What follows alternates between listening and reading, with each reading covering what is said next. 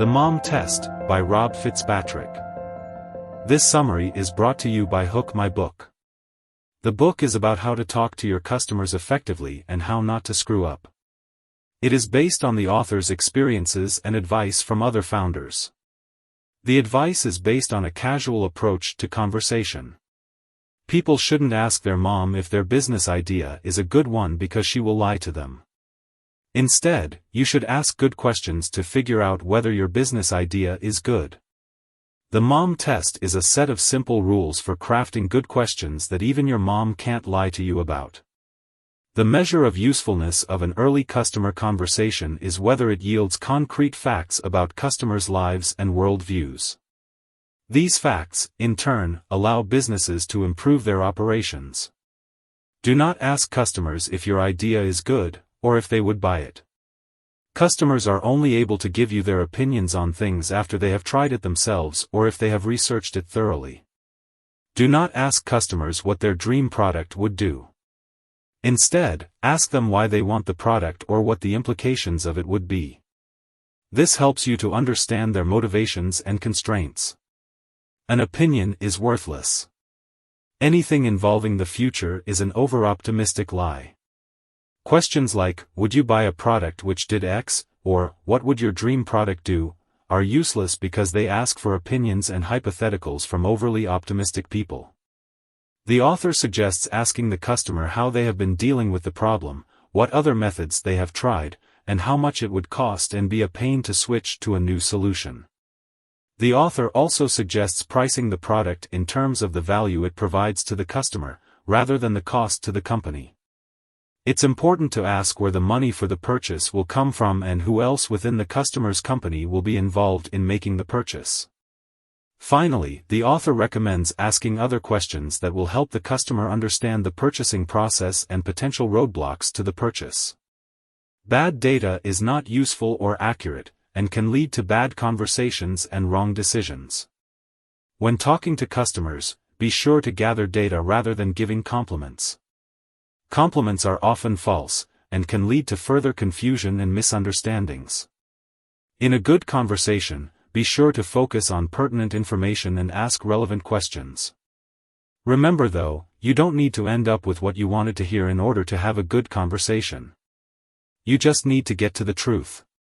Fluff comes in 3 cuddly shapes: generic claims, I usually, I always, I never. Future tense promises, I would, I will. Hypothetical maybes, I might, I could. When someone starts talking about what they always, or usually, or never, or would do, they are giving you generic and hypothetical fluff. Follow the Mom Test and bring them back to specifics in the past.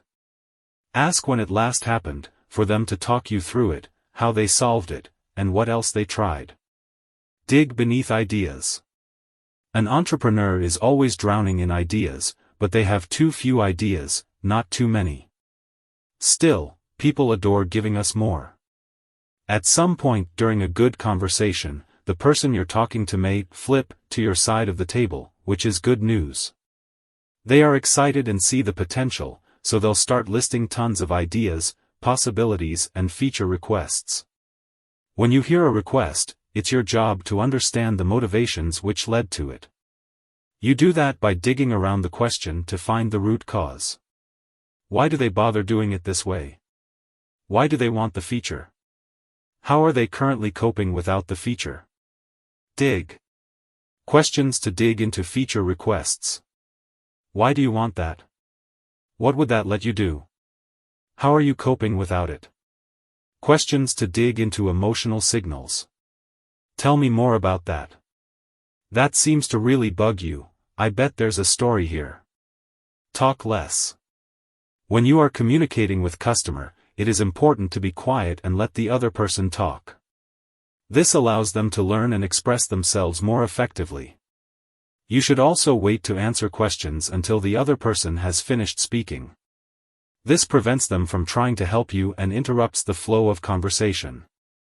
Be bold to ask. The Mom Test is a rule of thumb that you should be asking questions that have the potential to completely destroy your currently imagined business. You should also be terrified of at least one of the questions you're asking in every conversation.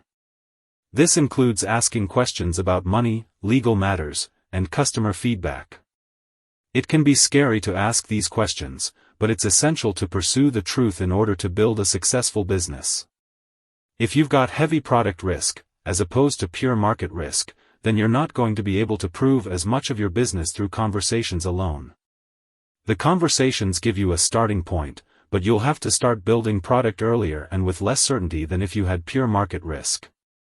When you're talking to someone, be sure to have a list of questions planned out in advance. This will help you avoid talking about trivial things and keep the conversation comfortable. Choose the questions that seem most important to you at the moment, and don't stress too much about choosing the right questions. Be casual. Learning about a customer and their problems works better as a quick and casual chat than a long, formal meeting. You should try to avoid introducing your solution prematurely and getting caught up in a local maximum, a point at which solving the problem becomes almost impossible due to the number of possible solutions. Instead, you should try to have 3 separate conversations with your customer, the first about the customer and their problem, the second about your solution, and the third to sell a product. This way, you can avoid prematurely zooming in on a solution and introducing your ideas, and you can also avoid biasing the customer with your own biases. Commitment and advancement. In sales, moving a sales relationship to the next stage is called advancement. This is when you push a customer into the next step of your real-world acquisition funnel. This is done by asking for commitments, which shows that you're serious about doing business with them. If a customer refuses to commit, this means that they're not interested in doing business with you and you should end the meeting. When trying to sell a product or service, it's important to remember that sales meetings are not solely focused on revenue. Sales meetings should be used to learn more about a potential customer's needs and interests, as well as to build relationships. When conducting sales meetings, it's important to take into account the MOM test, ask questions that pass the test and confirm the sale with a demo. Cold calling is a bad way to find customers, because most people don't like getting cold calls. However, if you can find a good excuse to talk to someone, you're on your way to having a good conversation. You can also land pages by talking to people about topics that they care about. Customer segmentation. Startups don't starve because they have too many options, they drown because they get overwhelmed and don't know where to start. They need to segment their customer base in order to serve them better. Getting specific about who your ideal customers are allows you to filter out all the noise which comes from everyone else. When you have a fuzzy sense of who you're serving, you end up talking to a lot of different types of people, which leads to confusing signals and 3 problems. 1. You get overwhelmed by options and don't know where to start.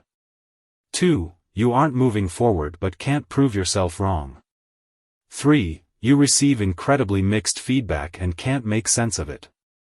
Remember, if you aren't finding consistent problems and goals, you don't yet have a specific enough customer segment. Don't just talk to the most senior or important people you can find. You want to talk to people who are representative of your customers, not ones who sound impressive on your status report. Even if you do everything else right, you can still get bad results if you don't have the right process wrapped around your conversations. You need to do a little bit of work before and after the meeting to extract the full value from it. The most extreme way to bottleneck is to not do any prep work, and just go to the meeting with crappy notes that you don't review with your team. Finally, remember, if you don't know what you're trying to learn, you shouldn't bother having the conversation. End of the summary. Thanks for listening.